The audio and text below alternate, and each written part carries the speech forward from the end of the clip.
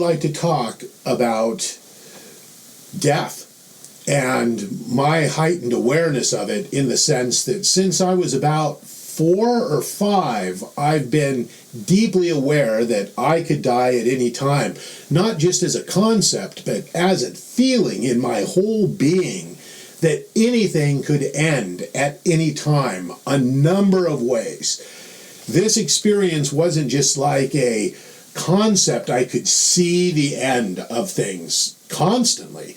And I was haunted by the feeling of that things could just vanish and no belief system could comfort me. The idea of God, which I was raised with, I went to Catholic school, so I was surrounded by the idea of God, but I realized by the time I was about 6, 7 years old that most of the adults really didn't know what they meant by God. He was this ambiguous thing that just absorbed everything, or they didn't really have any clarity around it. When I realized it was just an idea, that didn't comfort me.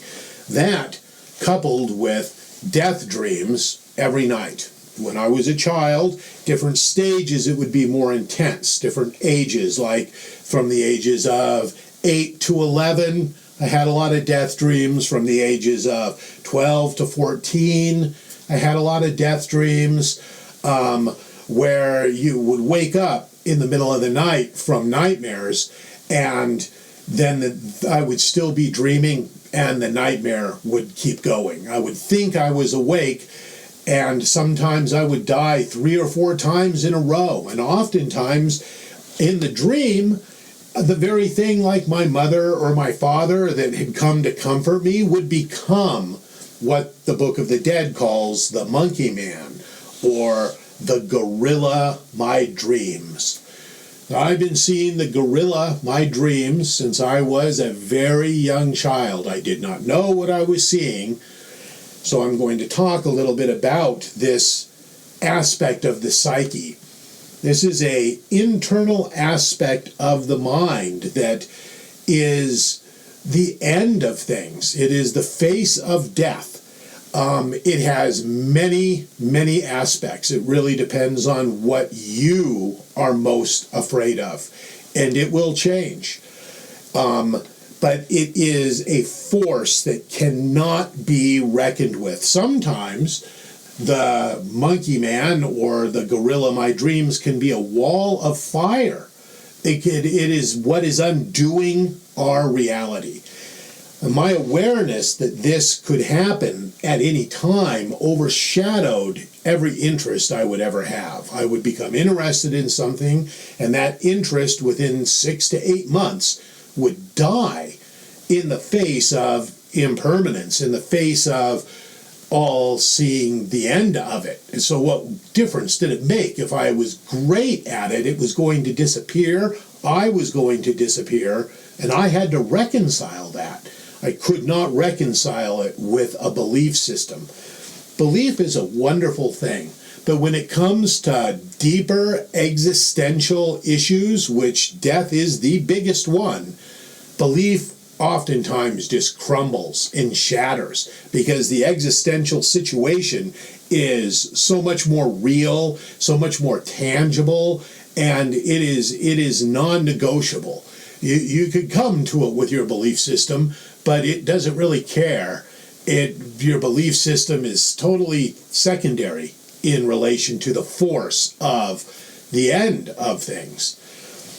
Coming to grips with this basically forced me into a monastery when I was 21 years old, 22 years old, and that was the way to learn techniques to navigate this feeling, because thinking about it is only, it will not really, you cannot rationalize these spaces. The only thing you can do is be present with them and meet them.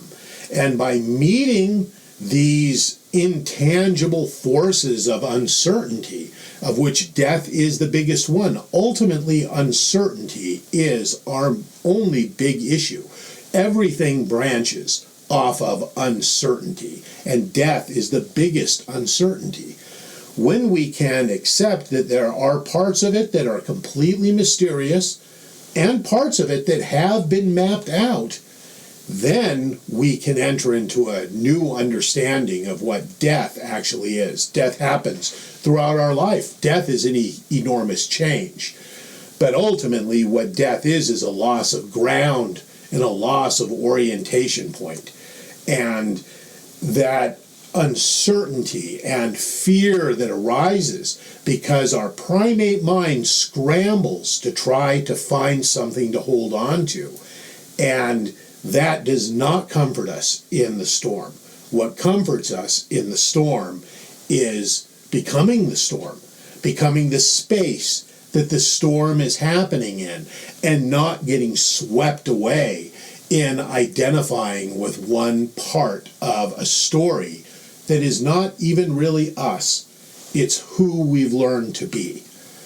It is a gift that I was always forced to see, that I am not who I think I am, or not who I was taught I was. Presence is the key, and not being afraid to meet your fear.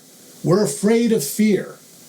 That is insane. Fear is a natural thing, but meeting it is how to transform it. Stay present. Thanks for watching. Be sure to like us and subscribe. Hit the bell icon to be notified for when we post new videos. We really would encourage you to ask any questions that you have. We would love to answer them and address them in any way possible. And we will talk to you soon. And remember, stay focused on the question.